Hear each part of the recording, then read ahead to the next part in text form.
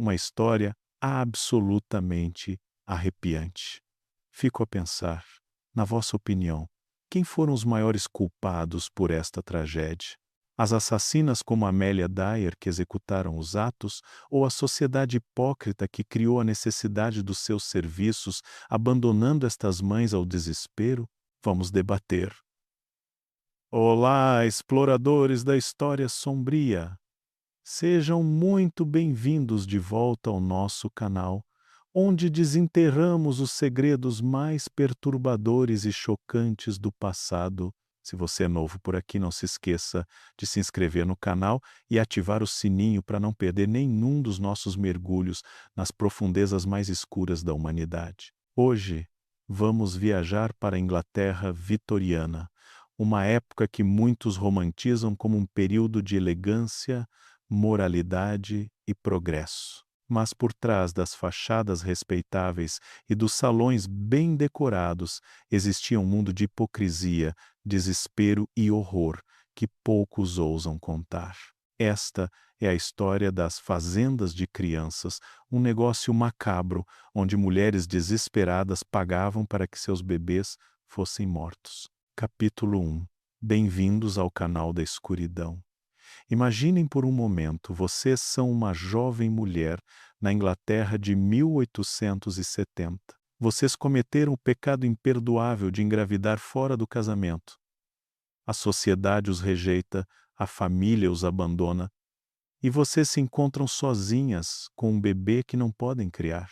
Não há programas sociais, não há apoio governamental, não há esperança. É nesse momento de desespero absoluto que aparecem elas, as baby farmers, as fazendeiras de bebês.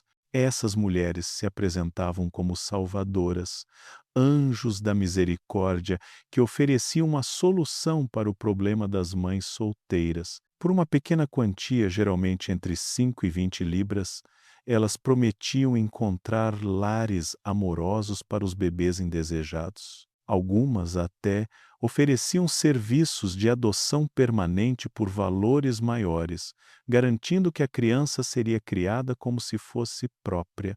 Mas a realidade era muito mais sinistra do que qualquer mãe desesperada poderia imaginar. Essas mulheres não eram salvadoras. Eram predadoras que exploravam o desespero alheio para construir um império baseado na morte de inocentes. Elas cobravam para matar e o faziam de forma sistemática, fria e calculada. A história que vamos contar hoje não é apenas sobre crime. É sobre como uma sociedade hipócrita criou as condições perfeitas para que esses horrores acontecessem. É sobre como a moralidade rígida da era vitoriana, que condenava as mães solteiras ao ostracismo, acabou alimentando um mercado negro de morte infantil.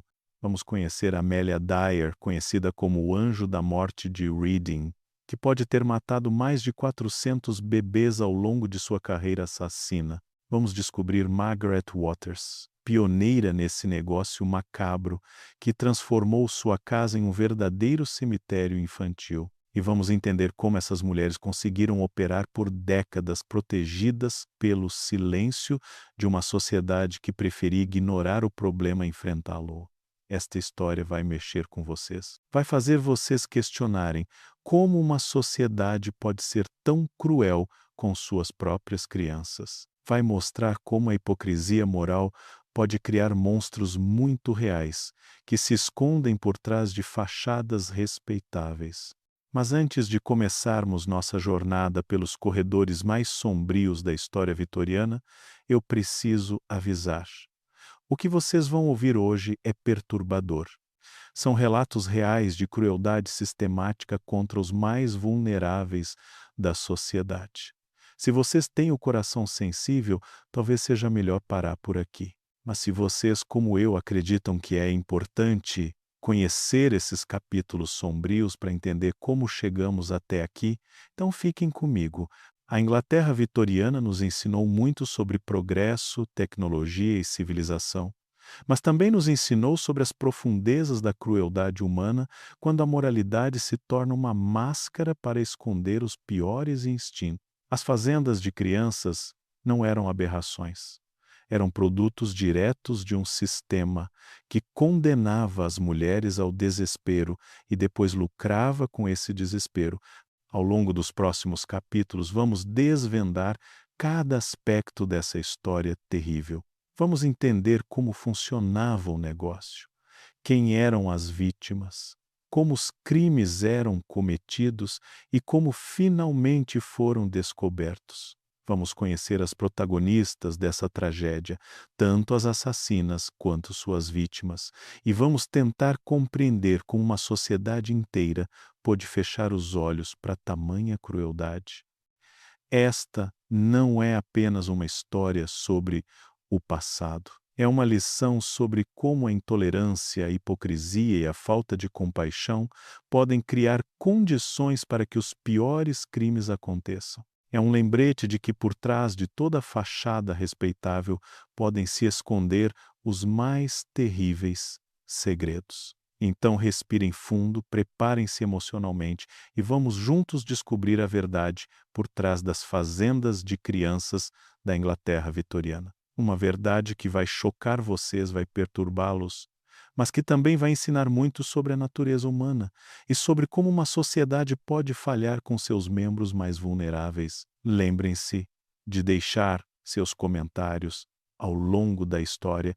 Eu quero saber o que vocês estão pensando, como estão reagindo a essas revelações, e não se esqueçam de compartilhar este conteúdo com outros exploradores da história sombria. Quanto mais pessoas souberem dessas histórias, melhor poderemos entender nosso passado e construir um futuro diferente. Capítulo 2: A Era Vitoriana, Moralidade e Hipocrisia.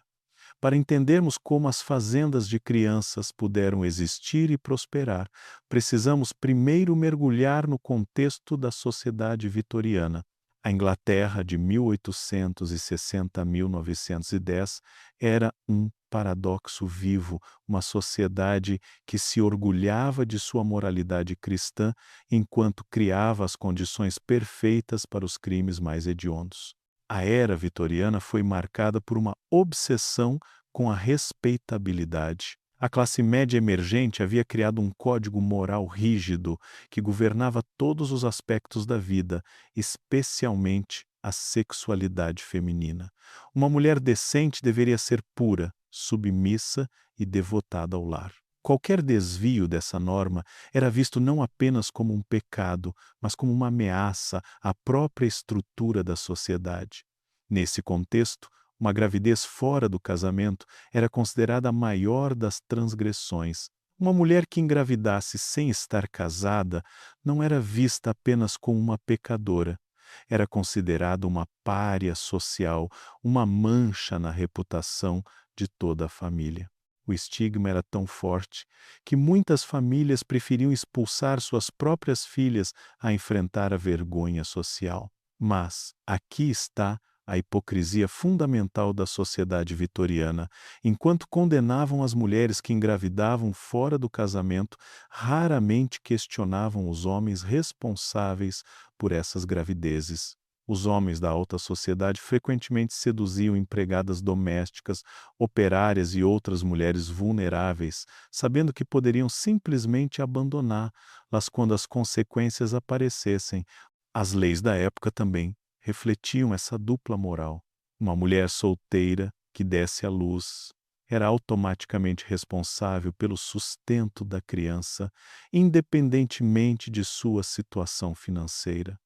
O pai biológico, por outro lado, tinha pouquíssimas obrigações legais.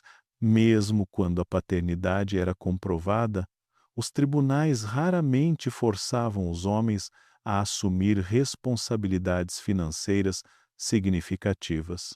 Para uma mulher da classe trabalhadora, uma gravidez indesejada significava não apenas ostracismo social, mas também ruína econômica. Empregadores respeitáveis não contratavam mães solteiras.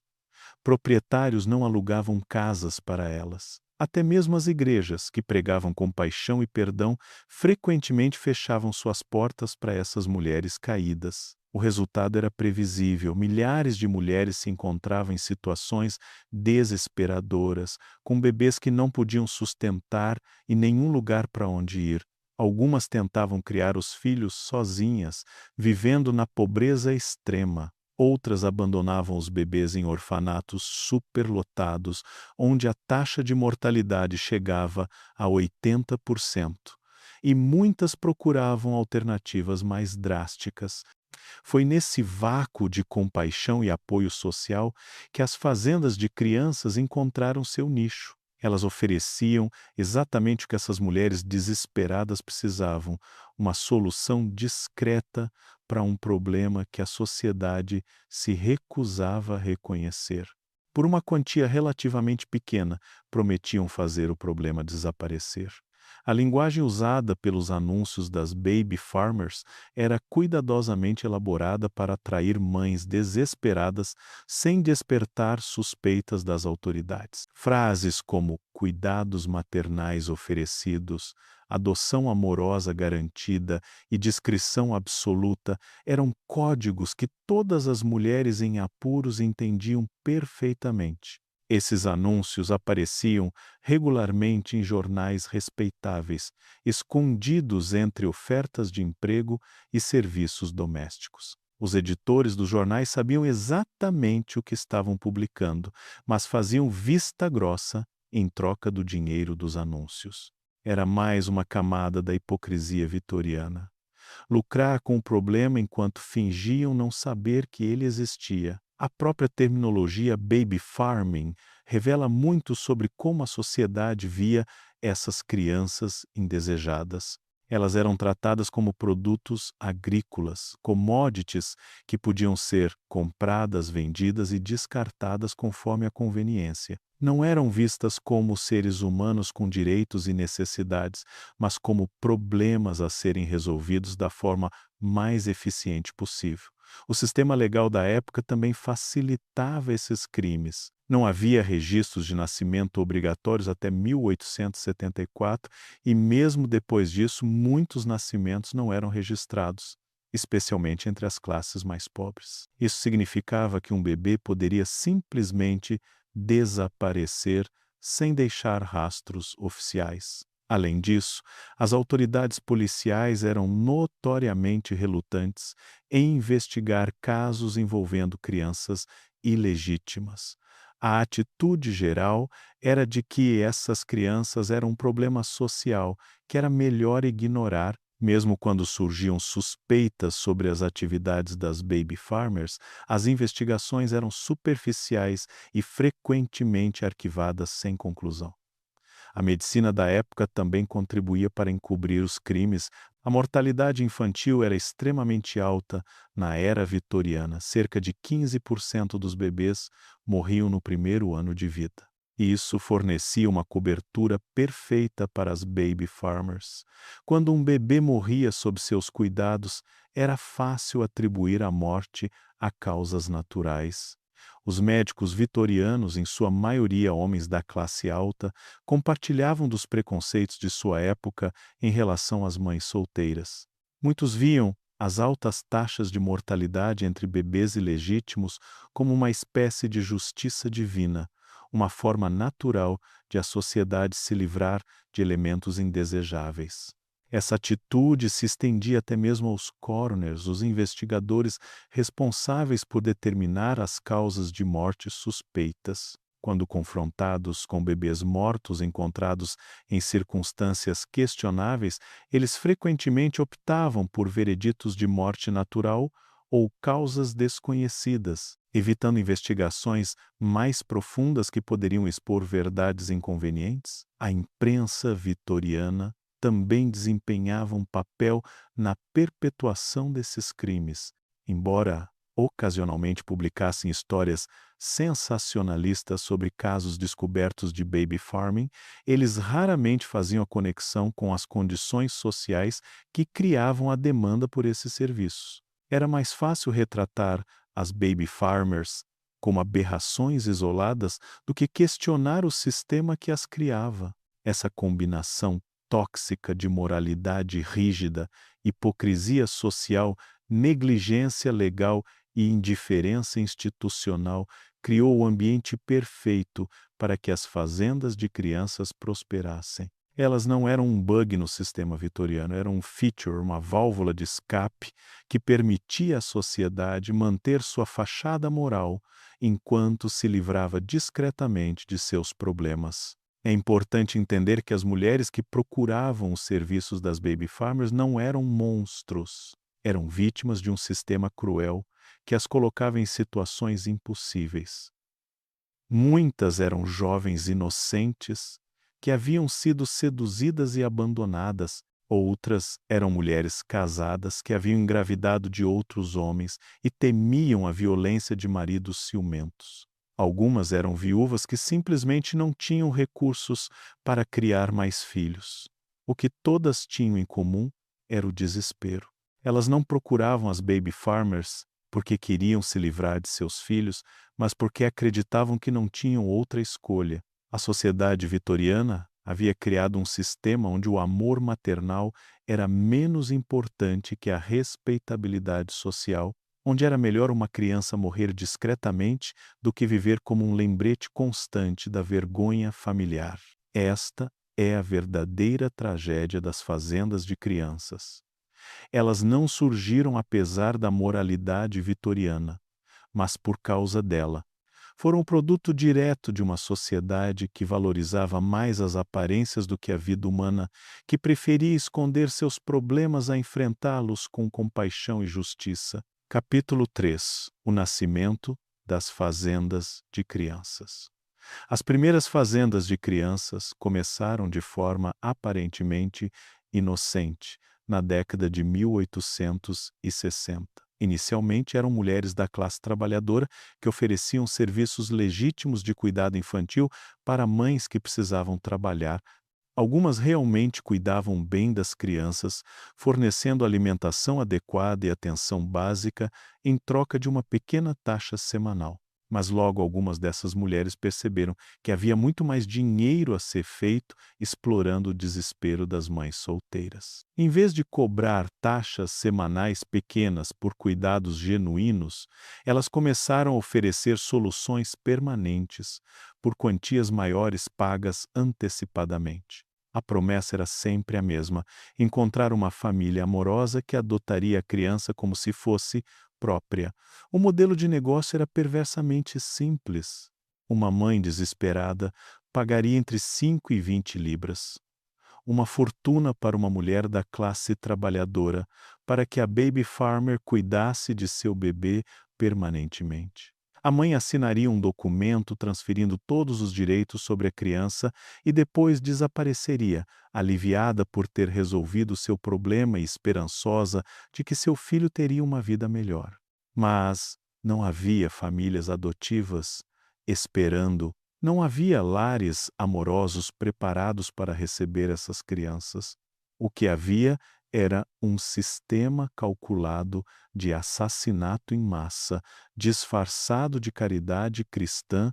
As baby farmers descobriram que era muito mais lucrativo simplesmente matar as crianças do que realmente cuidar delas. Os métodos variavam, mas todos tinham uma coisa em comum: eram projetados para parecer naturais. A negligência intencional era o método mais comum.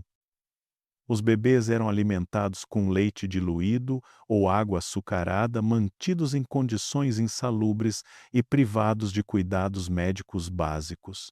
A desnutrição e as doenças faziam o resto do trabalho. Outras baby farmers eram mais diretas em seus métodos. Elas usavam ópio facilmente disponível na época como medicamento para bebês, para drogar as crianças até a morte. O láudano, uma tintura de ópio, era vendido livremente em farmácias como remédio calmante para bebês. Uma dose um pouco maior do que o normal era suficiente para causar uma overdose fatal e a morte pareceria natural. Algumas chegavam ao extremo de estrangular os bebês com fitas ou cordões, depois alegavam que as crianças haviam morrido de convulsões ou problemas respiratórios. Os médicos da época raramente questionavam essas explicações, especialmente quando se tratava de bebês ilegítimos de mães pobres. O aspecto mais chocante desse negócio era sua escala. Não estamos falando de casos isolados de mulheres perturbadas matando uma ou duas crianças. Estamos falando de operações industriais de assassinato, onde centenas de bebês eram mortos sistematicamente ao longo de décadas. Algumas baby farmers mantinham registros detalhados de suas transações, tratando a morte de crianças como qualquer outro negócio. A localização dessas fazendas era cuidadosamente escolhida. A maioria operava em subúrbios respeitáveis de cidades grandes como Londres, Manchester e Birmingham. Elas alugavam casas em bairros de classe média baixa, onde poderiam manter uma fachada de respeitabilidade sem atrair muita atenção. Vizinhos ocasionalmente notavam um número incomum de bebês que chegavam e saíam, mas raramente questionavam abertamente. Os anúncios das baby farmers eram obras-primas de manipulação psicológica. Eles eram cuidadosamente redigidos para atrair exatamente o tipo de mulher que procuravam: jovens desesperadas, sem recursos e sem apoio familiar. Frases como "senhora respeitável oferece cuidados maternais" e "adoção garantida por família cristã" eram iscas irresistíveis para mães em pânico. Muitos desses anúncios incluíam referências religiosas, explorando a culpa e o desespero espiritual das mães solteiras. Palavras como caridade cristã, misericórdia divina e segunda chance eram usadas para fazer as vítimas sentirem que estavam fazendo a coisa certa, tanto moralmente quanto praticamente. O processo de entrega da criança era cuidadosamente orquestrado para minimizar suspeitas e maximizar o lucro. A mãe era instruída a vir sozinha, geralmente à noite ou em horários discretos. Ela era recebida por uma mulher de aparência respeitável, frequentemente vestida como uma enfermeira ou governanta, em uma casa bem cuidada que transmitia confiança. Durante o encontro, a baby farmer fazia perguntas detalhadas sobre a situação da mãe, não por preocupação genuína, mas para avaliar o risco de investigação futura. Mães que tinham família próxima ou conexões sociais eram consideradas mais arriscadas. Aquelas que estavam completamente isoladas eram alvos preferenciais. O pagamento era sempre exigido antecipadamente e em dinheiro. As baby farmers alegavam que isso era necessário para cobrir os custos de encontrar uma família adequada e processar a adoção. Na realidade, elas sabiam que uma vez que recebessem o dinheiro e a criança, a mãe não teria mais nenhum poder ou recurso legal. Documentos falsos eram frequentemente usados para dar legitimidade ao processo. Contratos de adoção fraudulentos, cartas de famílias fictícias e até mesmo certificados médicos forjados eram apresentados para convencer as mães de que estavam fazendo a escolha certa. Esses documentos não tinham valor legal, mas serviam para tranquilizar consciências culpadas. Uma vez que a transação era concluída, a mãe era instruída a nunca mais fazer contato. Isso era apresentado como sendo no melhor interesse da criança, para permitir que ela se adaptasse à nova família, sem confusão. Na realidade, era para evitar que a mãe descobrisse o destino real de seu filho. Algumas baby farmers chegavam ao extremo de enviar cartas falsas ocasionais, supostamente de famílias adotivas, descrevendo como a criança estava se desenvolvendo bem. Essas cartas eram completamente fictícias, mas serviam para manter as mães tranquilas e reduzir a chance de investigação. O descarte dos corpos era outro aspecto cuidadosamente planejado da operação. Algumas baby farmers tinham arranjos com coveiros corruptos para enterrar os bebês em covas rasas em cemitérios. Outras simplesmente os enterravam em seus próprios jardins, criando verdadeiros cemitérios clandestinos atrás de suas casas respeitáveis. Muitas usavam ácido ou cal para acelerar a decomposição dos corpos, reduzindo a evidência física de seus crimes. Algumas chegavam ao ponto de queimar os corpos em fornos domésticos ou lareiras, transformando bebês em cinzas que podiam ser facilmente descartadas. O aspecto mais perturbador era como essas mulheres conseguiam manter uma fachada de normalidade enquanto cometiam esses crimes horrendos. Muitas eram membros ativos de suas comunidades, frequentavam a igreja regularmente e eram vistas como cidadãs respeitáveis. Elas tinham famílias próprias, criavam seus próprios filhos com amor e cuidado, enquanto sistematicamente assassinavam os filhos de outras pessoas. Essa dualidade revela algo profundamente perturbador sobre a natureza humana e sobre como a desumanização pode permitir que pessoas aparentemente normais cometam atrocidades. Para essas mulheres, os bebês que matavam não eram realmente humanos, eram problemas, mercadorias, obstáculos a serem removidos em troca de lucro. A rede de baby farmers também incluía cúmplices e facilitadores. Médicos corruptos forneciam certificados de óbito falsos. Farmacêuticos vendiam quantidades suspeitas de ópio sem fazer perguntas. Funcionários de cartórios aceitavam subornos para não registrar nascimentos ou mortes. Era um sistema de corrupção que envolvia múltiplas camadas da sociedade vitoriana. Comentem aí embaixo. Vocês conseguem imaginar como uma sociedade inteira pôde fechar os olhos para essa indústria da morte? Como tantas pessoas puderam estar envolvidas direta ou indiretamente sem que ninguém denunciasse esses crimes? Capítulo 4. Amelia Dyer. O anjo da morte. Entre todas as baby farmers da era vitoriana, nenhuma foi mais prolífica ou mais cruel do que Amelia Elizabeth Dyer. Nascida em 1837, em uma família respeitável de Bristol, Amelia parecia destinada a uma vida comum, de esposa e mãe vitoriana. Ninguém poderia imaginar que ela se tornaria uma das serial killers mais mortíferas da história britânica, responsável pela morte de possivelmente mais de 400 bebês. A transformação de Amélia de mulher respeitável em assassina em massa não aconteceu da noite para o dia. Sua infância foi marcada por tragédias que moldaram sua personalidade perturbada. Seu pai morreu quando ela tinha apenas 7 anos, deixando a família em dificuldades financeiras. Sua mãe, incapaz de lidar com a perda, desenvolveu problemas mentais graves e morreu em um asilo quando Amélia era adolescente.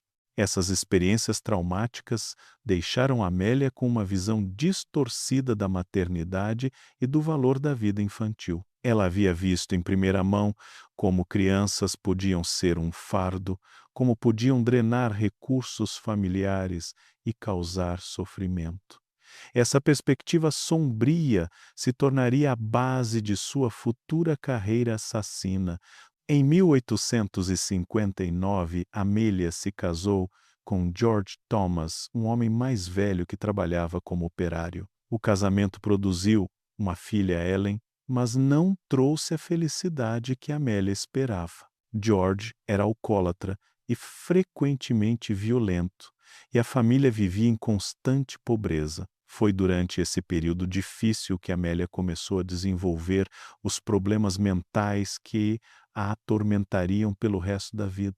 Após a morte de George em 1869, Amélia se encontrou sozinha com uma filha para criar e nenhuma fonte de renda estável. Foi então que ela descobriu o lucrativo mundo do baby farming. Inicialmente, ela realmente cuidava das crianças que lhe eram confiadas, oferecendo serviços legítimos de cuidado infantil para mães trabalhadoras. Mas Amélia logo percebeu que havia muito mais dinheiro a ser feito oferecendo soluções permanentes para mães desesperadas. Ela começou a anunciar seus serviços em jornais locais, usando linguagem cuidadosamente codificada para atrair mulheres em situações desesperadoras. Seus anúncios prometiam cuidados maternais amorosos e adoção por famílias cristãs respeitáveis. O primeiro assassinato documentado de Amélia ocorreu em 1872. Uma jovem mãe solteira chamada Sarah Jenkins pagou 10 libras para que Amélia cuidasse de seu bebê de 3 meses. Dentro de uma semana, a criança estava morta, supostamente de causas naturais. Amélia descobriu como era fácil matar um bebê sem despertar suspeitas, e isso marcou o início de uma carreira assassina que duraria mais de 20 anos. Os métodos de Amélia eram variados, mas todos eram projetados para parecer naturais. Seu método preferido era o estrangulamento com fita branca, um símbolo perverso de pureza que ela usava para tirar a vida de crianças inocentes.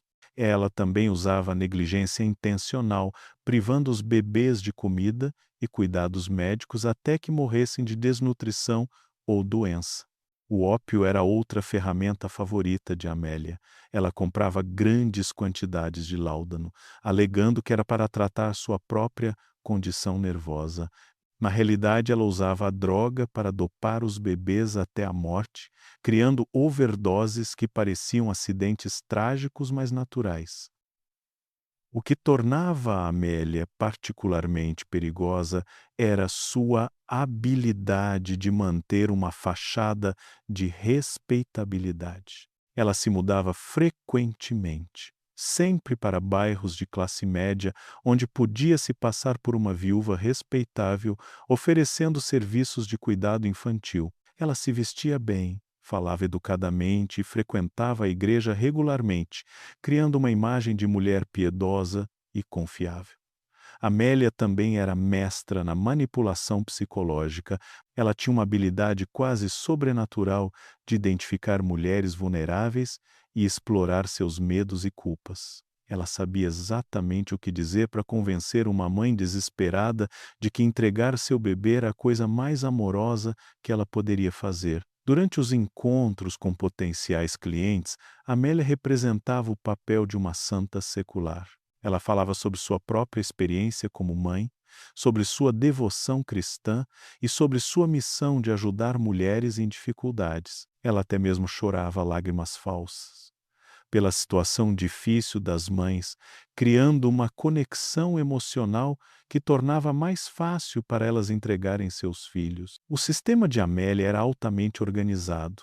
Ela mantinha registros detalhados de suas transações, incluindo nomes das mães, quantias pagas e métodos de descarte dos corpos. Esses registros revelam a natureza fria e calculada de seus crimes. Para ela, cada bebê morto era simplesmente uma entrada contábil, um lucro a ser registrado. O descarte dos corpos era outro aspecto cuidadosamente planejado das operações de Amélia. Ela frequentemente jogava os corpos no rio Tâmisa, pesando-os com pedras para que afundassem. Quando isso não era possível, ela os enterrava em jardins ou os queimava em fornos domésticos. Algumas vezes ela até mesmo os colocava em sacos de lixo comuns, sabendo que seriam coletados e descartados sem investigação. A escala dos crimes de Amélia é difícil de compreender. Estimativas conservadoras sugerem que ela matou pelo menos 200 bebês. Mas alguns investigadores acreditam que o número real pode ter chegado a 400 ou mais. Durante seus anos mais ativos, entre 1880 e 1890, ela pode ter matado uma criança a cada poucos dias. O que torna esses números ainda mais chocantes é que Amélia não era uma assassina impulsiva ou desorganizada. Ela era uma empresária do assassinato que transformou a morte de crianças em um negócio lucrativo e sistemático. Ela tinha uma rede de contatos que a ajudavam a encontrar vítimas, descartar corpos e evitar detecção. Amélia também recrutava outras mulheres para trabalhar com ela, criando uma verdadeira organização criminosa dedicada ao infanticídio. Ela treinava essas mulheres em seus métodos, ensinando-as como identificar vítimas vulneráveis, como matar sem deixar evidências e como manter uma fachada de respeitabilidade. Uma das características mais perturbadoras de Amélia era sua capacidade de compartimentalizar sua vida. Ela criou sua própria filha, Ellen, com aparente amor e cuidado, enquanto simultaneamente assassinava centenas de outras crianças. Ellen cresceu sem saber da verdadeira natureza dos negócios de sua mãe, acreditando que Amélia realmente ajudava mães necessitadas. Essa dualidade revela a profundidade da psicopatia de Amélia. Ela era capaz de sentir amor e cuidado por sua própria filha, mas via os filhos de outras pessoas como objetos descartáveis. Para ela, havia uma hierarquia clara de valor humano, onde apenas algumas vidas importavam realmente. A carreira assassina de Amélia foi facilitada pela negligência das autoridades vitorianas. Apesar de múltiplas suspeitas e investigações superficiais ao longo dos anos, ela conseguiu evitar prisão séria por mais de 2 décadas. Isso se devia em parte à corrupção, mas principalmente à indiferença social em relação ao destino de bebês ilegítimos.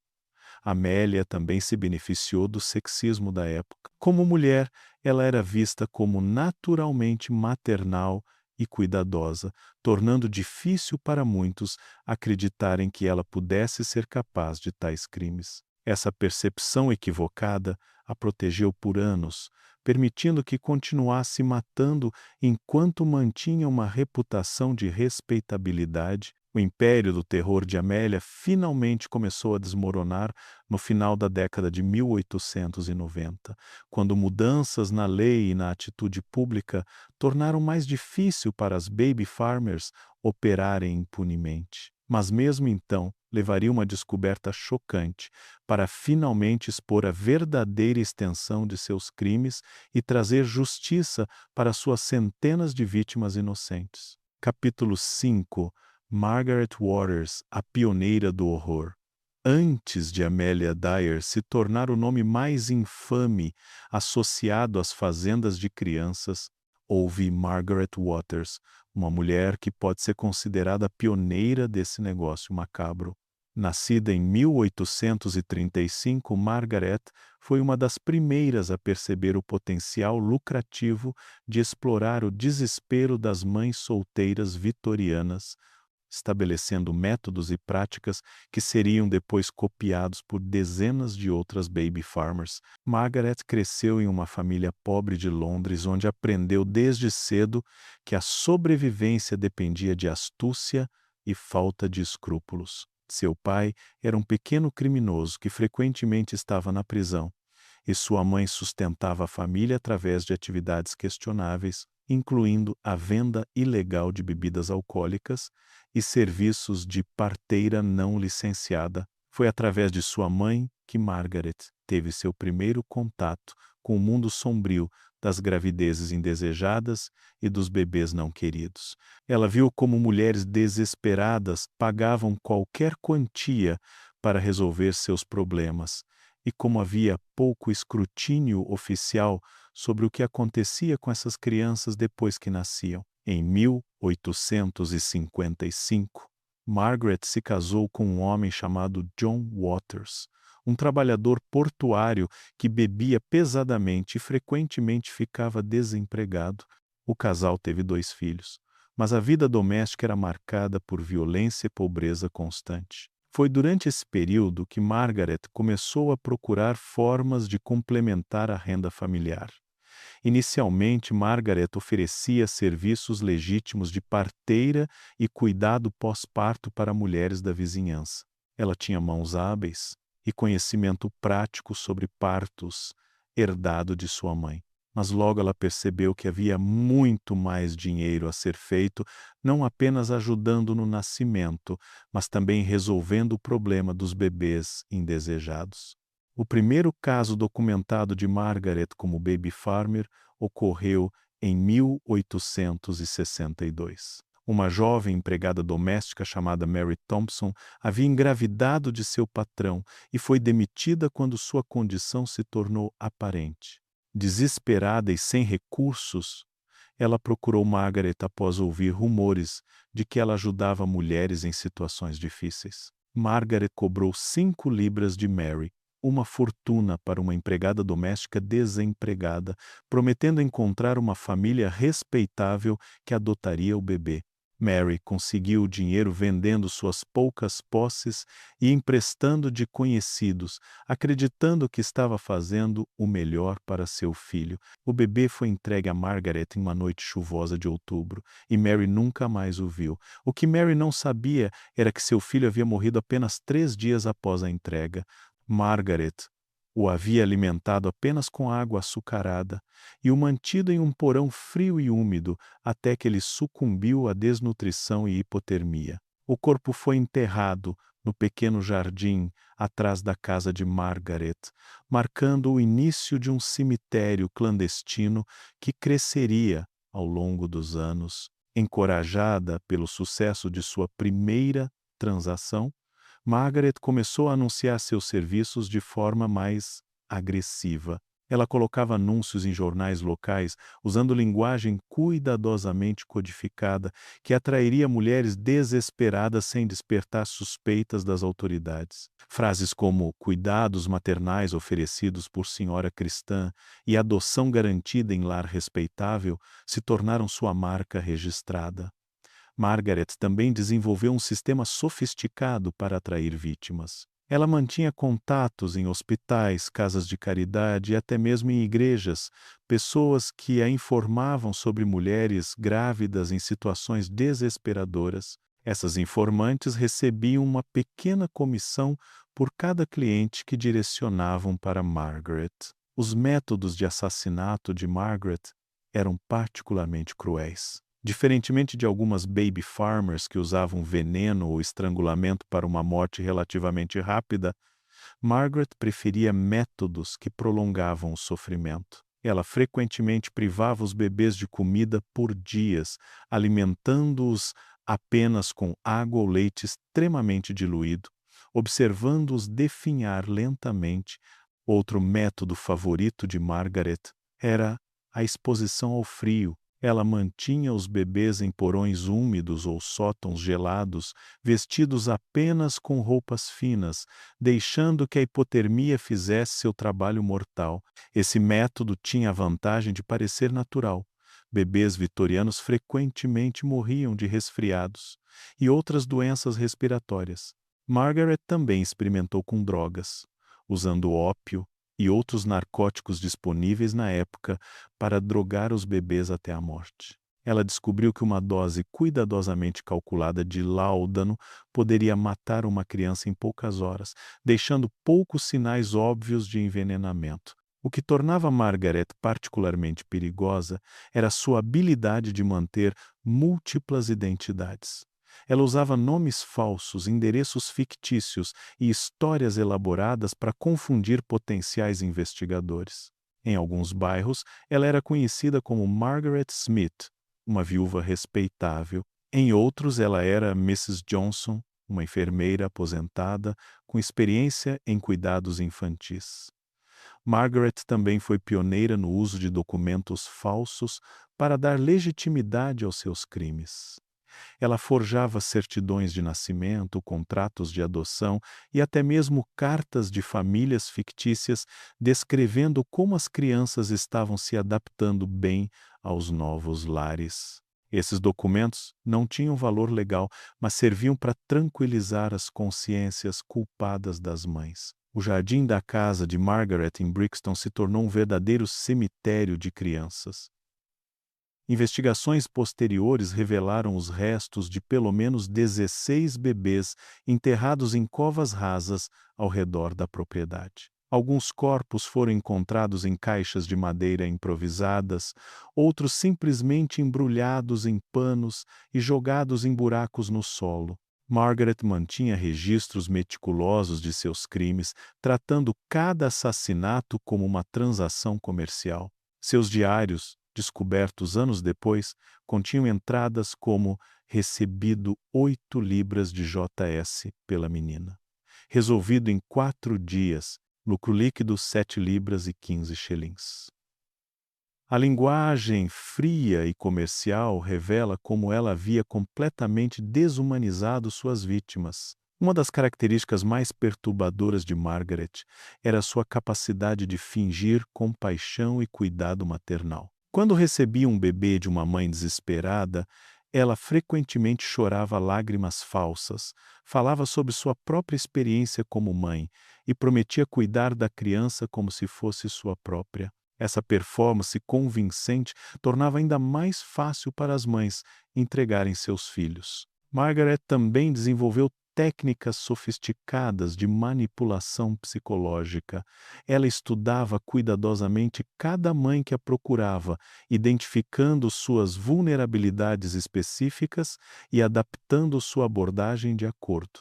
Para mães religiosas, ela enfatizava aspectos cristãos de caridade e perdão. Para mulheres mais pragmáticas, ela focava nos benefícios práticos de resolver o problema. O império criminoso de Margaret cresceu ao longo da década de 1860. Ela recrutou outras mulheres para trabalhar com ela, criando uma rede de baby farmers que operava em vários bairros de Londres. Cada membro da rede recebia uma porcentagem dos lucros, criando um incentivo financeiro para manter o silêncio e continuar os crimes. A rede de Margaret incluía não apenas outras baby farmers, mas também médicos corruptos, farmacêuticos sem escrúpulos e até mesmo funcionários de cartórios que podiam ser subornados para falsificar documentos ou ignorar registros suspeitos. Era um sistema de corrupção que envolvia múltiplas camadas da sociedade vitoriana. Margaret também foi pioneira no uso da imprensa para seus propósitos criminosos. Ela não apenas colocava anúncios para atrair vítimas, mas também plantava histórias falsas em jornais locais sobre famílias felizes que haviam adotado crianças através de seus serviços. Essas histórias fictícias serviam como propaganda, atraindo mais clientes e legitimando suas operações. O sucesso de Margaret inspirou imitadores em toda a Inglaterra. Outras mulheres, vendo os lucros que ela obtinha, começaram a copiar seus métodos e estabelecer suas próprias operações de baby farming. Margaret havia essencialmente criado um novo tipo de crime organizado, baseado na exploração sistemática do desespero maternal. A carreira criminosa de Margaret finalmente chegou ao fim em 1870, quando uma investigação policial finalmente expôs seus crimes. Mas o modelo que ela havia estabelecido continuaria a ser usado por outras baby farmers por décadas, resultando na morte de milhares de crianças inocentes em toda a Inglaterra vitoriana. Capítulo 6. Os métodos da morte. Agora chegamos à parte mais perturbadora de nossa investigação. Os métodos específicos que as baby farmers usavam para assassinar crianças inocentes. Preciso avisar que o conteúdo deste capítulo é extremamente perturbador e pode ser difícil de ouvir, mas é importante entendermos exatamente como esses crimes eram cometidos para compreendermos a verdadeira extensão da crueldade envolvida. As baby farmers desenvolveram uma variedade de métodos de assassinato, todos cuidadosamente escolhidos para parecerem naturais e evitarem detecção. Elas eram, em essência, especialistas em infanticídio disfarçado, tendo aperfeiçoado suas técnicas ao longo de anos de prática macabra. O método mais comum era a negligência intencional. uma forma de assassinato que era quase impossível de provar legalmente. Os bebês eram sistematicamente privados de nutrição adequada, sendo alimentados apenas com água açucarada, leite extremamente diluído ou até mesmo água pura.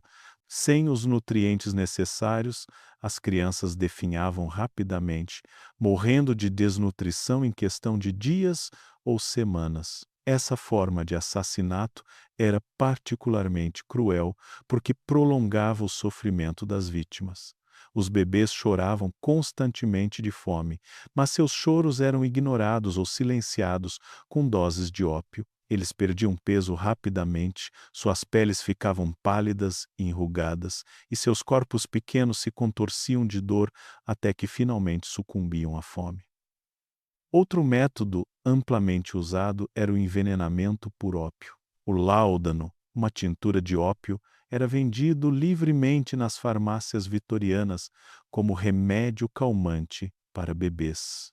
As baby farmers compravam grandes quantidades dessa substância, alegando que precisavam para acalmar crianças agitadas. Na realidade, elas usavam doses letais para drogar os bebês até a morte. O envenenamento por ópio tinha várias vantagens do ponto de vista das assassinas. Primeiro, era difícil de detectar. Os sintomas de overdose de ópio em bebês eram similares aos de várias condições médicas naturais. Segundo, era relativamente rápido. Uma dose suficientemente alta poderia matar uma criança em poucas horas. Terceiro, os bebês morriam em um estado aparentemente pacífico, o que tornava mais fácil convencer investigadores de que a morte havia sido natural. Algumas baby farmers preferiam métodos mais diretos, como o estrangulamento. Amélia Dyer era famosa por usar fitas brancas para estrangular suas vítimas, uma escolha de arma que ela considerava simbolicamente apropriada, já que o branco representava pureza e inocência. O estrangulamento deixava marcas mínimas no pescoço de um bebê, especialmente se feito com material macio como fita ou tecido. O afogamento era outro método ocasionalmente usado, especialmente por baby farmers que viviam perto de rios ou canais. Os bebês eram simplesmente jogados na água e suas mortes eram facilmente explicadas como acidentes trágicos. Algumas assassinas chegavam ao extremo de encenar cenários elaborados, colocando os corpos em locais onde pareceria que as crianças haviam caído acidentalmente na água. A exposição ao frio era um método particularmente sádico usado por algumas baby farmers. Os bebês eram mantidos em porões úmidos, sótãos gelados ou outras áreas não aquecidas, vestidos apenas com roupas finas ou às vezes completamente nus. A hipotermia fazia seu trabalho mortal lentamente, e a morte por frio era facilmente explicada como resultado de fraqueza constitucional ou falha em prosperar. Algumas das baby farmers mais sádicas combinavam múltiplos métodos de tortura. Elas privavam os bebês de comida enquanto os mantinham em condições geladas, ou os drogavam com ópio enquanto os deixavam em ambientes insalubres cheios de doenças. Essa combinação de métodos acelerava a morte, enquanto tornava ainda mais difícil determinar uma causa específica. O uso de doenças como arma de assassinato também era comum. As baby farmers intencionalmente expunham bebês saudáveis a crianças doentes, ou os mantinham em condições que favoreciam o desenvolvimento de infecções. Diarreia, pneumonia e outras doenças infantis comuns se tornavam ferramentas de assassinato nas mãos dessas mulheres. Algumas baby farmers chegavam ao extremo de injetar substâncias tóxicas diretamente nos bebês. Elas usavam agulhas de costura ou outros instrumentos improvisados para injetar ar nas veias das crianças, causando embolias fatais. Esse método era particularmente difícil de detectar, já que as marcas de punção eram minúsculas e facilmente perdidas durante exames post-mortem superficiais. O aspecto mais perturbador desses métodos era como eles eram sistematicamente refinados ao longo do tempo. As baby farmers experimentavam com diferentes técnicas, observavam os resultados e aperfeiçoavam seus métodos baseados na eficácia e na capacidade de evitar detecção. Elas tratavam o assassinato de crianças como qualquer outra habilidade profissional que precisava ser desenvolvida e melhorada. Muitas baby farmers mantinham registros detalhados de seus métodos, anotando qual técnica funcionava melhor para diferentes tipos de bebês. Elas descobriram que bebês prematuros morriam mais rapidamente com negligência nutricional, enquanto crianças mais robustas requeriam métodos mais diretos. Essa abordagem científica ao assassinato revela a profundidade de sua depravação. O descarte dos corpos era outro aspecto cuidadosamente planejado das operações. Muitas baby farmers tinham arranjos com coveiros corruptos para enterrar os bebês em covas rasas em cemitérios. Outras simplesmente os enterravam em seus próprios jardins, criando verdadeiros cemitérios clandestinos atrás de suas casas respeitáveis. Algumas usavam métodos mais elaborados de descarte. Elas queimavam os corpos em fornos domésticos ou lareiras, reduzindo os bebês a cinzas que podiam ser facilmente descartadas. Outras usavam ácido para acelerar a decomposição, ou jogavam os corpos em rios e canais pesados com pedras para que afundassem. O rio Tâmisa se tornou um cemitério aquático para centenas de bebês assassinados. Pescadores ocasionalmente encontravam corpos pequenos presos em suas redes, mas raramente havia investigações sérias. As autoridades geralmente assumiam que eram bebês que haviam morrido naturalmente e sido descartados por famílias pobres que não podiam pagar por enterros adequados. Algumas baby farmers chegavam ao extremo de usar os corpos para fins lucrativos adicionais. Elas vendiam cabelos de bebês para fabricantes de perucas, ou até mesmo vendiam partes do corpo para estudantes de medicina que precisavam de espécimes para dissecação. Essa comercialização adicional da morte infantil revela como essas mulheres haviam completamente desumanizado suas vítimas. A colaboração entre baby farmers também facilitava seus crimes.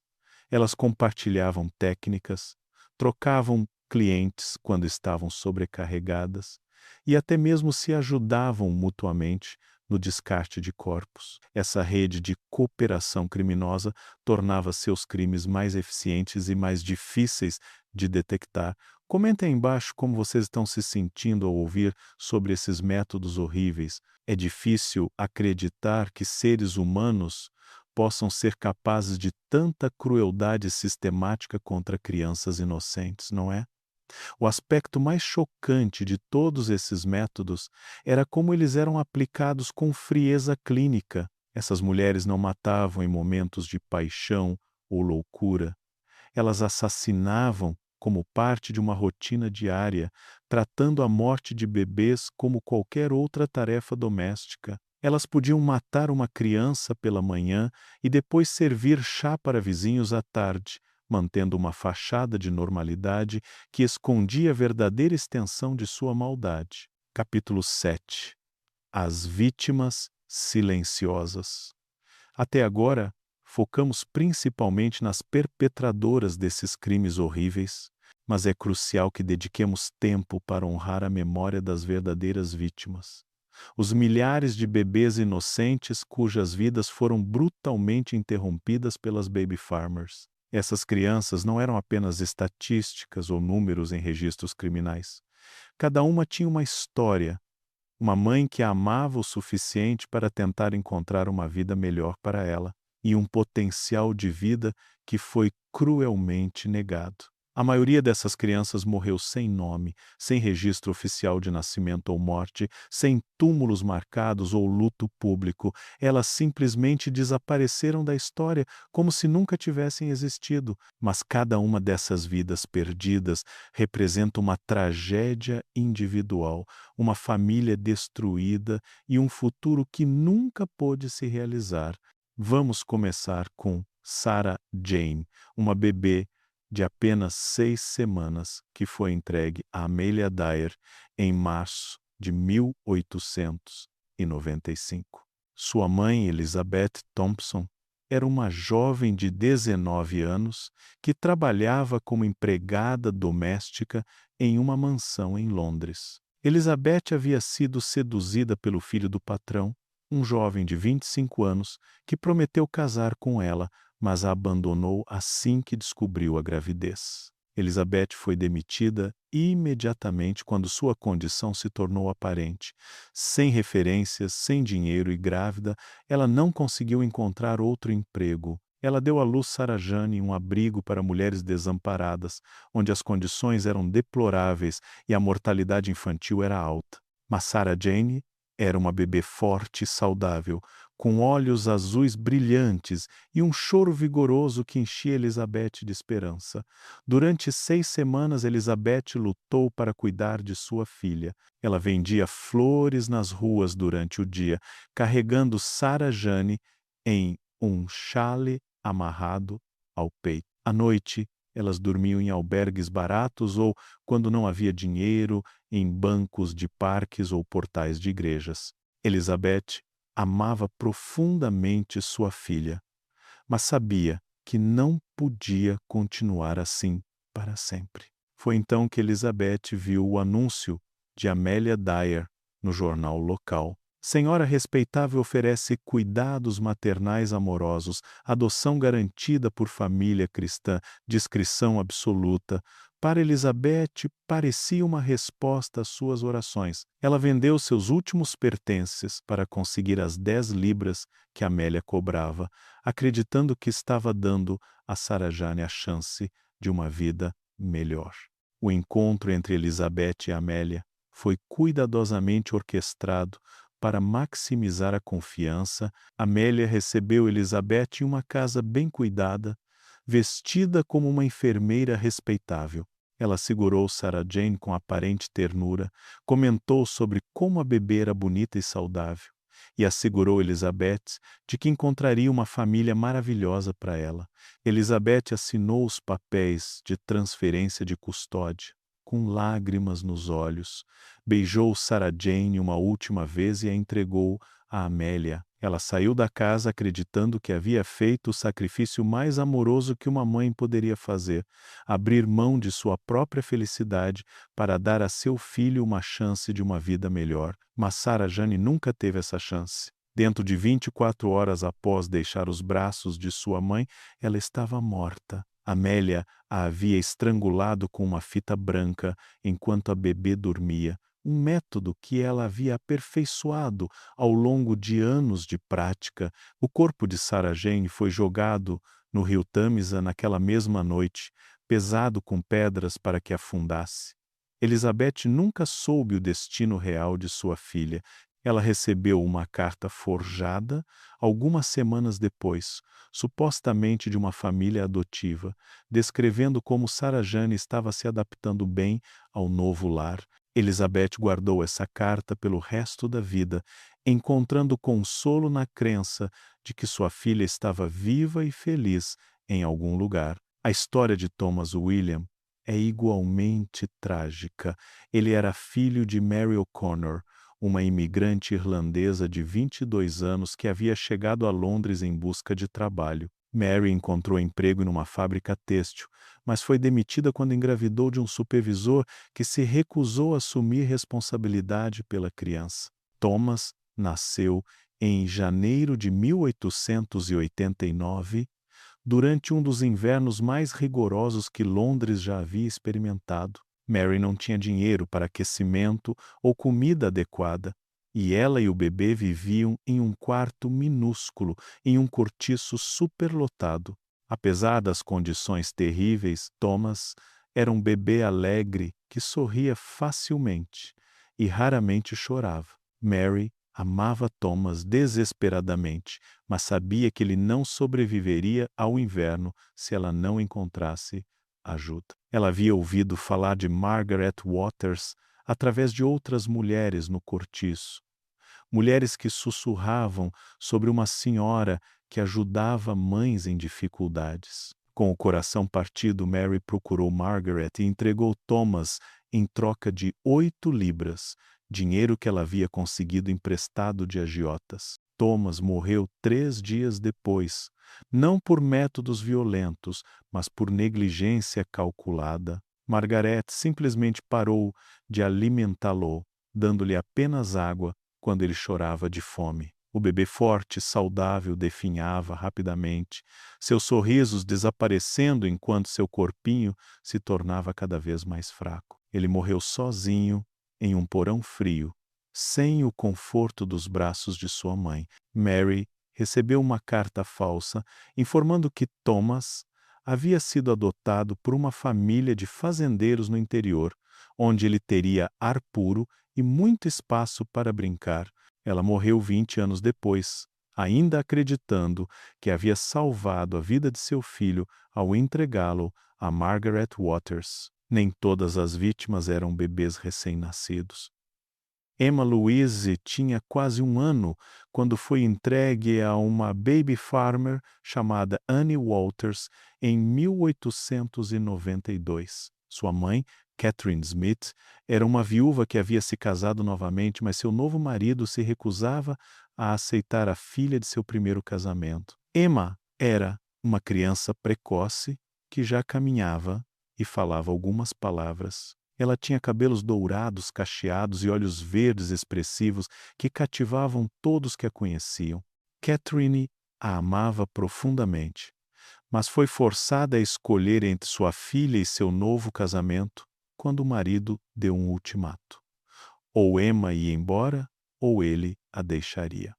A entrega de Emma foi particularmente angustiante, porque a criança era velha o suficiente para entender que estava sendo separada de sua mãe. Ela chorou e se agarrou ao vestido de Catherine, repetindo "mamãe, mamãe", enquanto Anne tentava levá-la. Catherine teve que ser fisicamente separada de sua filha e ela saiu da casa de Anne em estado de colapso emocional. Emma viveu por 2 semanas sob os cuidados de Anne, mas foram 2 semanas de terror e sofrimento. Anne a mantinha trancada em um quarto escuro, alimentava apenas com sobras estragadas e a drogava com ópio sempre que ela chorava por sua mãe. A criança vibrante e feliz se tornou apática e doente, perdendo peso rapidamente. A morte de Emma foi particularmente cruel. Anne a envenenou lentamente, com doses crescentes de arsênico, um processo que durou vários dias e causou sofrimento extremo. Emma morreu em agonia, chamando por sua mãe até o último momento. Seu corpo foi queimado no forno da casa de Anne, reduzindo a criança alegre a cinzas que foram descartadas como lixo comum. Catherine recebeu uma carta informando que Emma havia sido adotada por uma família rica que a levara para viver na França. Ela passou o resto da vida imaginando sua filha crescendo em um château francês, falando francês fluentemente e recebendo a melhor educação. Ela nunca soube que Emma havia morrido em agonia, chamando por ela. Algumas das vítimas eram gêmeos, como James e John Patterson, filhos de uma jovem de 16 anos chamada Rebecca. Rebecca havia sido estuprada por um grupo de homens enquanto caminhava para a casa do trabalho e engravidou como resultado do ataque. Sua família a expulsou de casa quando descobriu a gravidez, alegando que ela havia trazido vergonha para a família. Os gêmeos nasceram prematuros, mas saudáveis, 2 meninos idênticos com cabelos escuros e rostos angelicais. Rebecca os amava desesperadamente, mas sabia que não podia criar 2 bebês sozinha. Ela procurou Amelia Dyer, que cobrou 15 libras pelos dois, até um desconto que ela apresentou como generosidade cristã.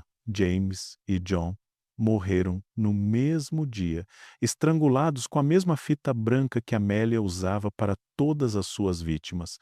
Eles foram enterrados juntos no jardim da casa de Amélia, em uma cova rasa que também continha os restos de outras crianças. Rebeca recebeu uma carta descrevendo como os gêmeos haviam sido adotados por um casal rico que sempre havia desejado filhos. Essas são apenas algumas das milhares de histórias de crianças que perderam suas vidas nas mãos das baby farmers. Cada uma representa não apenas uma vida perdida, mas também uma mãe que viveu o resto de seus dias acreditando em uma mentira, imaginando um futuro feliz para seu filho que nunca existiu. O que torna essas mortes ainda mais trágicas é que muitas dessas crianças poderiam ter tido vidas plenas e felizes se a sociedade vitoriana tivesse oferecido apoio real às mães solteiras em vez de condená-las ao ostracismo. Essas crianças morreram não porque eram indesejadas por suas mães, mas porque a sociedade as considerava inconvenientes. É importante lembrar que por trás de cada estatística, por trás de cada número citado nos registros criminais, havia uma criança real com potencial para amor, alegria e realização. Essas crianças nunca tiveram a chance de dar seus primeiros passos, falar suas primeiras palavras ou experimentar o amor de uma família. Suas vidas foram interrompidas antes mesmo de começarem realmente. Capítulo 8. A descoberta dos crimes. Por décadas, as baby farmers operaram com impunidade quase total, protegidas pela indiferença social, corrupção oficial e a natureza oculta de seus crimes. Mas, eventualmente, a escala de seus assassinatos se tornou impossível de ignorar, e uma série de descobertas chocantes começou a expor a verdadeira extensão do horror que havia sido perpetrado contra crianças inocentes. A primeira grande descoberta ocorreu em 1870, quando um trabalhador de esgoto em Londres fez uma descoberta macabra que chocaria toda a nação. Enquanto limpava um canal de drenagem bloqueado em Bermondsey, ele encontrou os restos de 13 bebês embrulhados em panos e jogados na água. Os corpos estavam em vários estágios de decomposição, sugerindo que haviam sido descartados ao longo de um período de meses. Inicialmente, as autoridades tentaram descartar a descoberta como um caso isolado, talvez uma família pobre que não podia pagar por enterros adequados. Mas a investigação revelou algo muito mais sinistro. Todos os bebês haviam morrido de causas não naturais, e vários mostravam sinais de negligência severa ou envenenamento deliberado. A investigação levou os detetives até Margaret Waters, que havia sido vista na área onde os corpos foram encontrados. Quando a polícia chegou à sua casa em Brixton, eles fizeram uma descoberta ainda mais chocante. O jardim atrás da casa estava literalmente cheio de túmulos rasos contendo os restos de bebês assassinados. A escavação do jardim de Margaret revelou os restos de pelo menos 16 crianças, algumas enterradas em caixas de madeira improvisadas, outras simplesmente embrulhadas em panos e jogadas em buracos no solo. A idade das crianças variava de recém-nascidos a crianças de até 2 anos, e todas mostravam sinais de morte não natural. Margaret foi presa e interrogada, mas inicialmente negou qualquer irregularidade. Ela alegou que era uma cuidadora legítima de crianças e que as mortes haviam sido naturais, resultado da alta mortalidade infantil da época. Mas quando confrontada com a evidência física e testemunhos de vizinhos, sua história começou a desmoronar. O julgamento de Margaret Waters em 1871 foi uma sensação nacional. Pela primeira vez, o público britânico foi confrontado com a realidade das fazendas de crianças e a escala industrial do infanticídio que havia sido perpetrado em sua sociedade. Os jornais cobriram cada detalhe do julgamento, e a indignação pública foi imensa. Durante o julgamento, várias mães que haviam entregado seus bebês a Margaret testemunharam, muitas descobrindo pela primeira vez o verdadeiro destino de seus filhos. O tribunal ouviu relatos angustiantes de mulheres que haviam acreditado estar salvando seus bebês apenas para descobrir que haviam, na verdade, os entregado para a morte.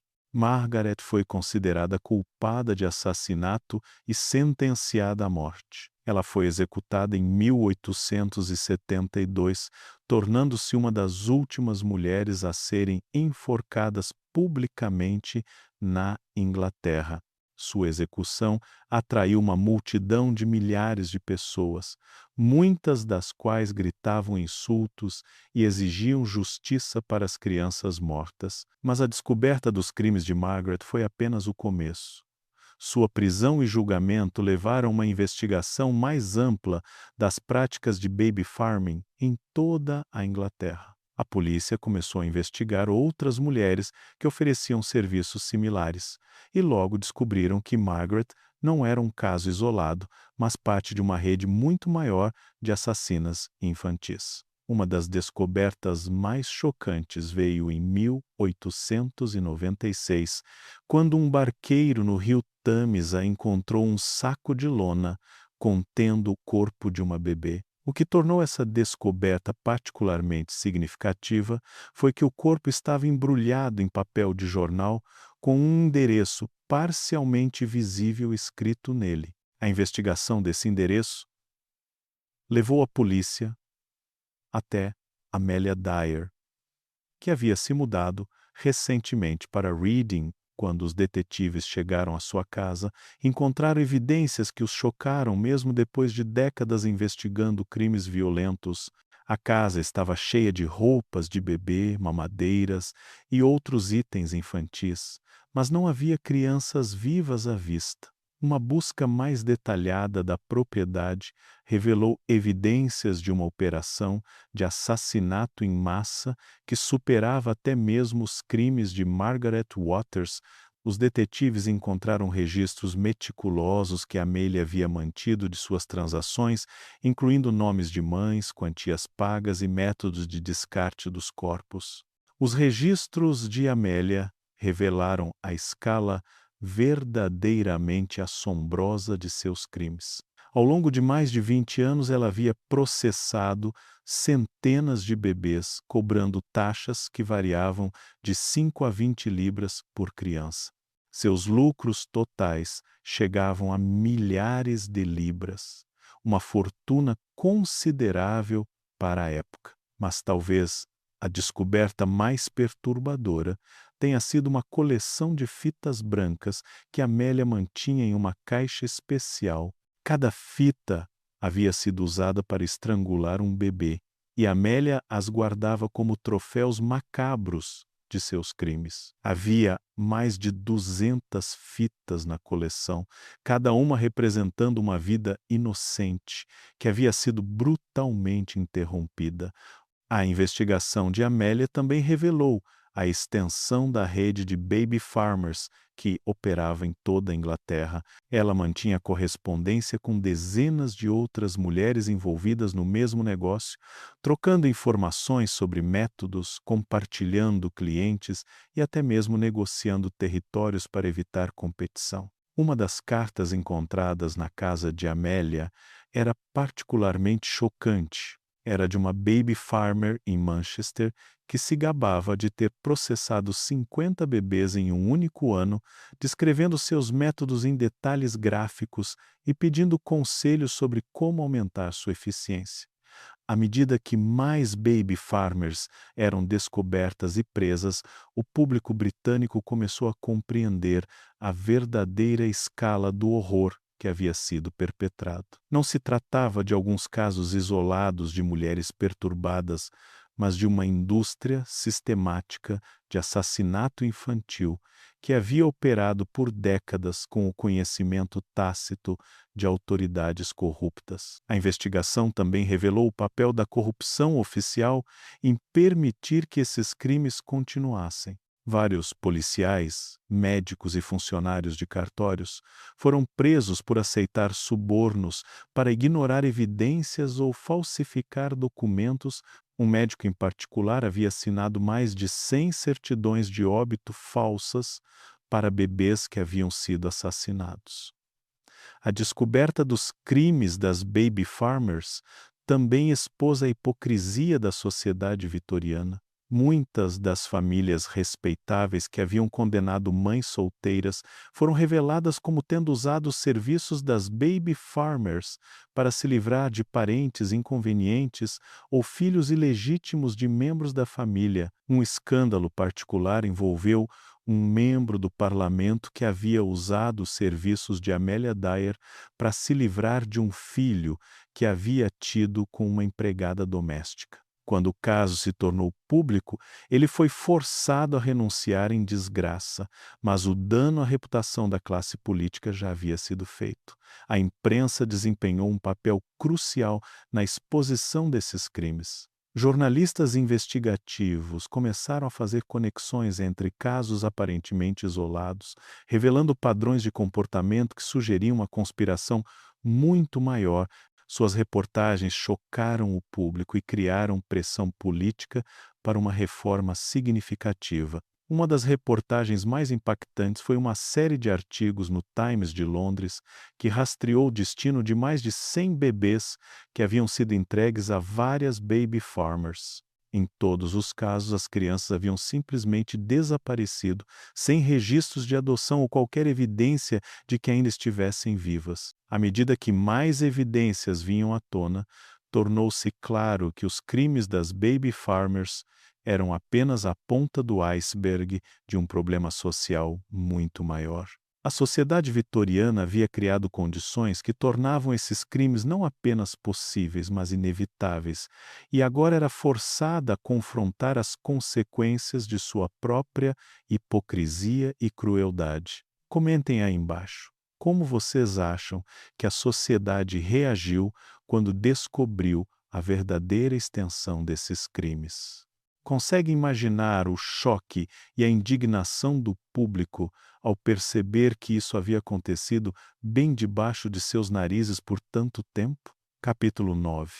O julgamento e a justiça.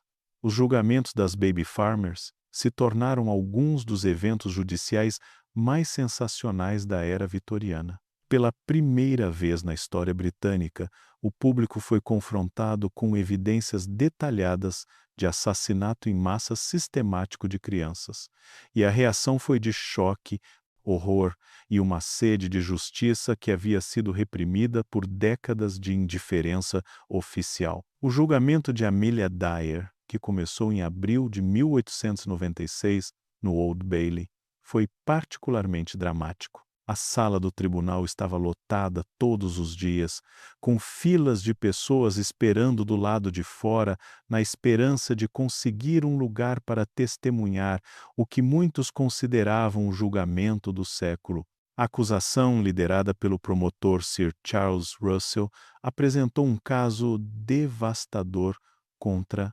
Amélia. Eles tinham evidências físicas na forma dos registros meticulosos que ela havia mantido, testemunhas que a haviam visto descartar corpos no rio e a coleção macabra de fitas brancas que ela usava para estrangular suas vítimas. Mas talvez o aspecto mais poderoso do caso da acusação tenha sido o desfile de mães que testemunharam sobre como haviam entregado seus bebês a Amélia. Uma após a outra, essas mulheres subiram ao banco das testemunhas para contar suas histórias de desespero, esperança e, finalmente, horror ao descobrir o verdadeiro destino de seus filhos. Elizabeth Thompson, a mãe de Sarah Jane, foi uma das primeiras a testemunhar. Ela descreveu como havia vendido tudo o que possuía para conseguir as 10 libras que Amélia cobrava, acreditando que estava dando a sua filha a chance de uma vida melhor. Quando soube que Sarah Jane havia sido assassinada dentro de 24 horas após a entrega, ela desmaiou no tribunal e teve que ser carregada para fora. O testemunho de Mary O'Connor, mãe de Thomas William, foi igualmente angustiante. Ela descreveu como havia emprestado dinheiro de agiotas para pagar Amélia, acreditando que estava salvando seu filho de morrer de frio e fome.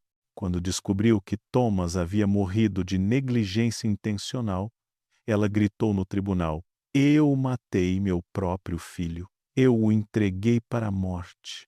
A defesa de Amélia, liderada pelo advogado Arthur Newton, tentou argumentar que ela sofria de insanidade mental e não era responsável por suas ações. Eles trouxeram especialistas médicos que testemunharam sobre seu histórico de problemas mentais e alegaram que ela não compreendia a natureza de seus crimes. Mas essa estratégia de defesa foi minada pelos próprios registros de Amélia, que mostravam um planejamento cuidadoso e metodologia sistemática que eram incompatíveis com insanidade. Seus registros detalhados de lucros, suas correspondências com outras baby farmers e sua capacidade de manter uma fachada de respeitabilidade por décadas demonstravam claramente que ela sabia exatamente o que estava fazendo.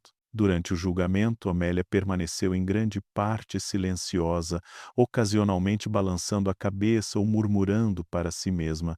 Quando finalmente chamada para testemunhar em sua própria defesa, ela fez uma declaração que chocou até mesmo os observadores mais endurecidos do tribunal. "Eu fiz o que a sociedade queria que eu fizesse", disse Amélia com voz calma e controlada. "Essas mulheres vieram até mim porque não tinham escolha. A sociedade as havia abandonado e eu ofereci uma solução. Se vocês querem culpar alguém, culpem a sociedade que criou a demanda pelos meus serviços." Essa declaração causou tumulto no tribunal. Muitos espectadores gritaram de indignação e o juiz teve que bater o martelo repetidamente para restaurar a ordem. Mas as palavras de Amélia tocaram em uma verdade desconfortável que muitos preferiam ignorar. Ela não havia operado no vácuo, mas havia preenchido uma necessidade criada pela própria sociedade que agora a julgava. O julgamento também revelou a extensão da corrupção que havia permitido que os crimes de Amélia continuassem por tanto tempo. Vários policiais, médicos e funcionários públicos foram chamados para testemunhar sobre como haviam sido subornados ou intimidados para ignorar evidências suspeitas. Um médico em particular, Dr. James Morrison, admitiu ter assinado certidões de óbito falsas para mais de 50 bebês que haviam sido assassinados por Amélia. Ele alegou que havia sido chantageado. Amélia havia descoberto que ele realizava abortos ilegais e ameaçou expô-lo se ele não cooperasse. O testemunho do Dr. Morrison revelou como a rede de baby farmers havia se infiltrado em múltiplas camadas da sociedade vitoriana. Médicos, advogados, policiais e até mesmo membros do clero haviam sido comprometidos, criando um sistema de corrupção que protegia as assassinas enquanto silenciava suas vítimas. Após apenas 2 horas de deliberação, o júri retornou com um veredicto de culpado. Quando o juiz perguntou se Amélia tinha algo a dizer antes da sentença ser pronunciada, ela se levantou e fez uma declaração final que seria lembrada por décadas. "Vocês me condenam por fazer o que vocês não tiveram coragem de fazer", disse ela. "Vocês criaram um mundo onde crianças inocentes são vistas como problemas a serem resolvidos e depois ficam horrorizados quando alguém resolve esses problemas da forma mais eficiente possível. Eu sou um produto da sua sociedade, não uma aberração dela." O juiz, Sir Alfred Wills, pronunciou a sentença de morte com voz trêmula de emoção. "Amélia Dyer", disse ele, "você cometeu crimes que desafiam a compreensão humana. Você transformou o instinto maternal mais básico, o cuidado e proteção de crianças, em uma indústria de morte. Que Deus tenha piedade de sua alma, porque este tribunal não pode." Amélia foi executada em 10 de junho de 1896, na prisão de Newgate. Suas últimas palavras foram relatadas como sendo: "Eu fiz o que tinha que fazer." Ela morreu sem mostrar remorso pelos seus crimes, mantendo até o fim que havia sido uma serva da sociedade. não sua inimiga. O julgamento e a execução de Amélia marcaram um ponto de virada na atitude pública em relação às baby farmers.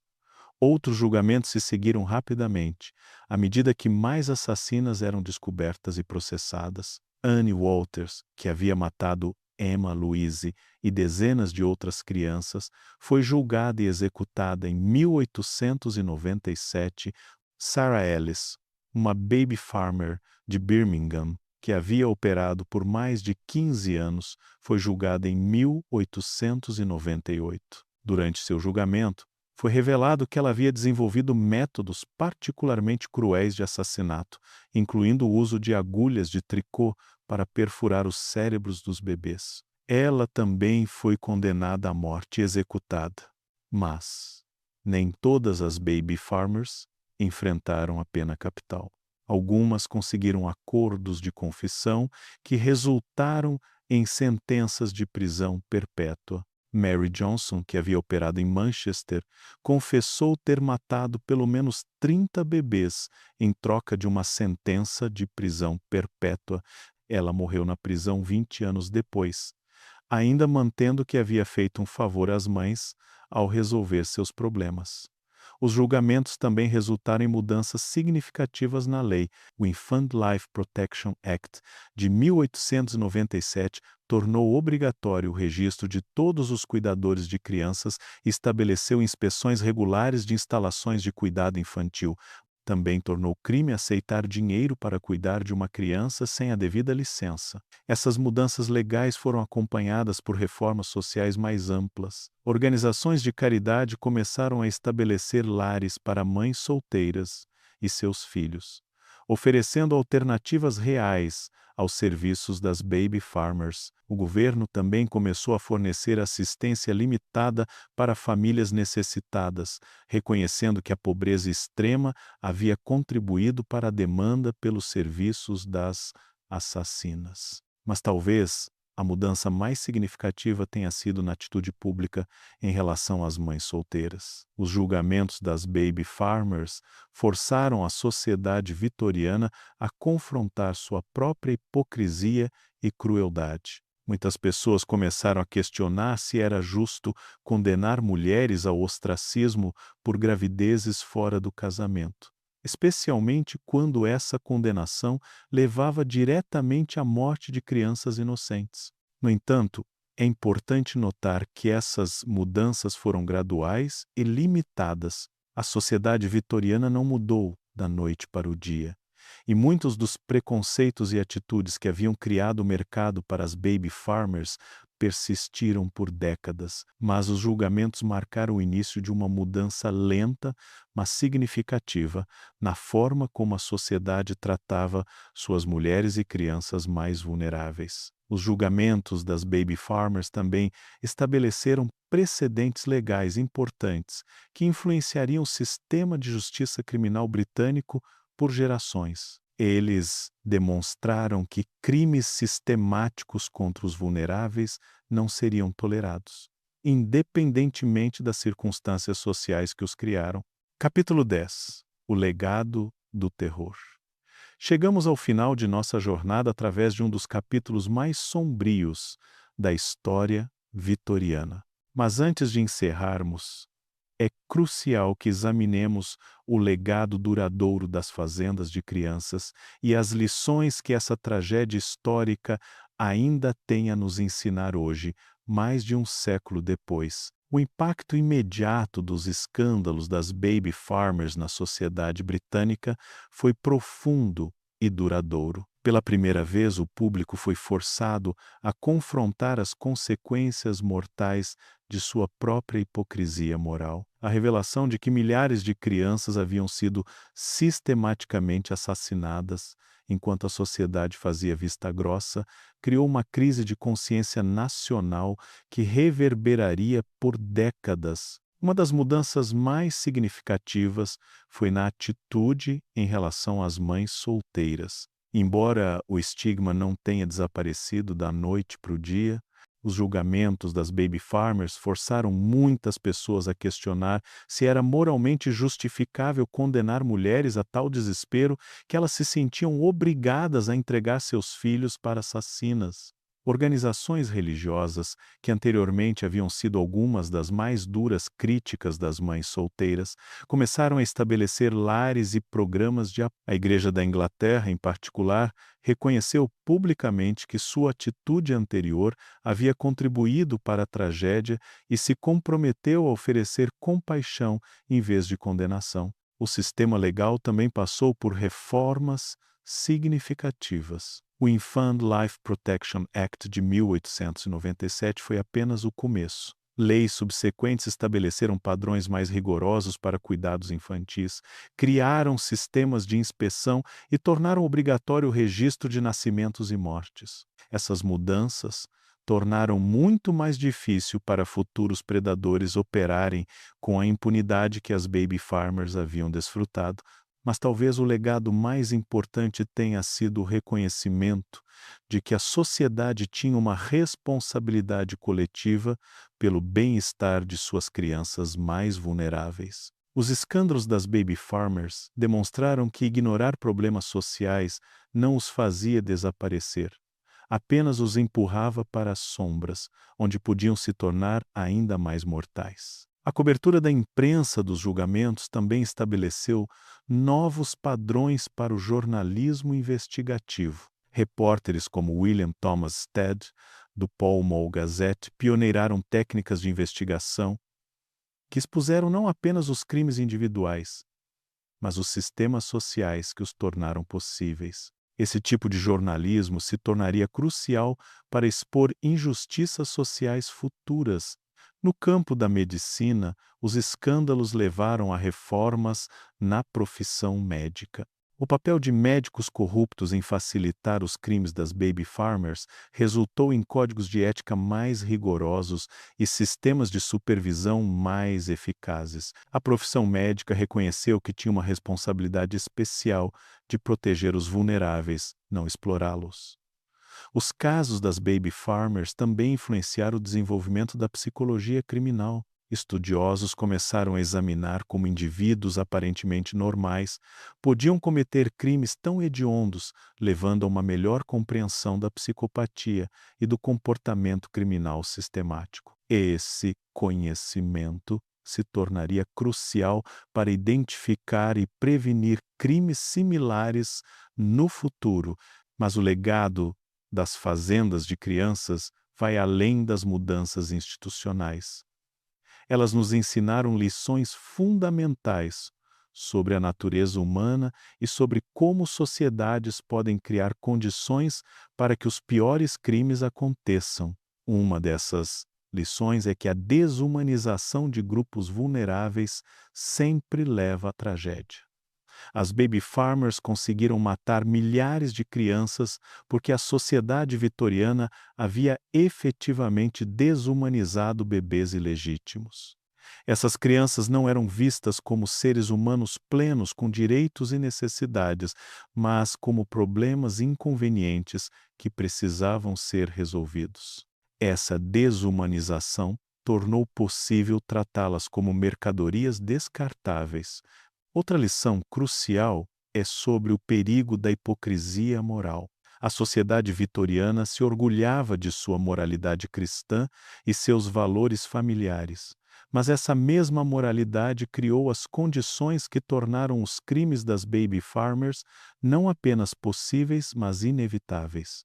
A insistência em padrões morais impossíveis, combinada com a falta de compaixão por aqueles que falhavam em atendê-los, criou um mercado para soluções extremas. Os casos também demonstraram como a corrupção pode se espalhar através de instituições quando há incentivos financeiros para ignorar crimes contra os vulneráveis. Policiais, médicos, funcionários públicos e até mesmo membros do clero foram comprometidos, criando uma rede de cumplicidade que protegeu as assassinas por décadas. Infelizmente, muitas dessas lições permanecem relevantes hoje. Embora não tenhamos mais fazendas de crianças no sentido literal, ainda vemos exemplos de como sociedades podem falhar com suas crianças mais vulneráveis. Sistemas de cuidado infantil sobrecarregados, tráfico de crianças, exploração infantil e negligência institucional são manifestações modernas dos mesmos problemas fundamentais que criaram as baby farmers. A história das fazendas de crianças também nos lembra da importância de questionar narrativas oficiais e investigar o que acontece nas margens da sociedade. Por décadas, as autoridades vitorianas ignoraram evidências de que algo terrível estava acontecendo com bebês ilegítimos. Foi apenas quando jornalistas corajosos e investigadores determinados se recusaram a aceitar explicações convenientes que a verdade finalmente veio à tona. Comentem aí embaixo que paralelos vocês veem entre os crimes das baby farmers e problemas sociais modernos. Como podemos usar as lições dessa tragédia histórica para proteger melhor as crianças vulneráveis hoje? O legado das baby farmers também inclui as histórias das sobreviventes, as poucas crianças que conseguiram escapar de seus destinos mortais. Algumas foram salvas por investigações policiais que interromperam as operações antes que pudessem ser mortas. Outras foram resgatadas por vizinhos suspeitos ou parentes preocupados que intervieram no último momento. Uma dessas sobreviventes foi uma menina chamada Grace Miller, que foi entregue a Amelia Dyer quando tinha 6 meses. Por sorte, Grace foi resgatada durante uma batida policial apenas 2 dias depois, antes que Amélia pudesse matá-la. Grace cresceu em um orfanato, tornou-se enfermeira e dedicou sua vida a cuidar de crianças vulneráveis. Sua história nos lembra que, mesmo nas circunstâncias mais sombrias, a esperança e a redenção são possíveis. As fazendas de crianças também deixaram um legado na literatura e na cultura popular. Autores como Charles Dickens, que havia escrito sobre problemas sociais similares, foram validados pelos escândalos. Suas descrições de orfanatos cruéis e exploração infantil, que alguns haviam criticado como exageradas, foram reveladas como sendo, se alguma coisa, subestimadas. O caso das baby farmers influenciou gerações de escritores de crime e mistério. A ideia de assassinos que se escondiam por trás de fachadas respeitáveis, explorando os vulneráveis da sociedade, se tornou um tema recorrente na ficção criminal. Autores como Arthur Conan Doyle incorporaram elementos inspirados nos casos reais em suas histórias. Hoje, mais de um século depois, as fazendas de crianças continuam a fascinar e horrorizar. Documentários, livros e programas de televisão regularmente revisitam esses casos, não apenas por seu valor de entretenimento, mas porque eles continuam a oferecer insights valiosos sobre a natureza humana e a dinâmica social. Mas talvez o legado mais importante das fazendas de crianças seja a lembrança de que devemos sempre estar vigilantes contra a exploração dos vulneráveis. A história nos ensina que quando uma sociedade falha em cuidar de seus membros mais necessitados, predadores surgirão para explorar essa falha. Nossa responsabilidade é garantir que sistemas de apoio adequados existam para que ninguém seja forçado ao desespero que leva a tragédias como essas. As fazendas de crianças também nos lembram da importância da transparência e da responsabilidade em instituições que cuidam de crianças. Os crimes foram possíveis, em parte, porque operavam em segredo, longe do escrutínio público. Hoje, reconhecemos que a proteção infantil requer supervisão constante, transparência e a disposição de fazer perguntas difíceis, mesmo quando as respostas podem ser desconfortáveis. Finalmente, a história das fazendas de crianças nos ensina sobre a importância da compaixão e do apoio social. As mães que entregaram seus bebês às assassinas não eram monstros, eram mulheres desesperadas que não viam outras opções. Se a sociedade vitoriana tivesse oferecido apoio em vez de condenação, compaixão em vez de julgamento, milhares de vidas poderiam ter sido salvas. Enquanto encerramos nossa jornada através desta história sombria, é importante lembrar que ela não é apenas sobre o passado. É sobre as escolhas que fazemos hoje e o tipo de sociedade que queremos construir para o futuro. As lições das fazendas de crianças continuam relevantes, porque os problemas fundamentais que elas expuseram, pobreza, desigualdade, estigma social e a vulnerabilidade de crianças, ainda existem hoje. Nossa responsabilidade é garantir que aprendamos com essa tragédia histórica, que honremos a memória das vítimas inocentes, construindo uma sociedade mais compassiva e justa, e que permaneçamos sempre vigilantes contra aqueles que procuram explorar os mais vulneráveis entre nós. Obrigado por me acompanharem nesta jornada difícil, mas importante através de um dos capítulos mais sombrios da história. Não se esqueçam de deixar seus comentários sobre o que vocês pensaram desta história e como ela os afetou. E se vocês gostaram deste conteúdo, inscrevam-se no canal para mais explorações das profundezas mais escuras da história humana. Até a próxima investigação.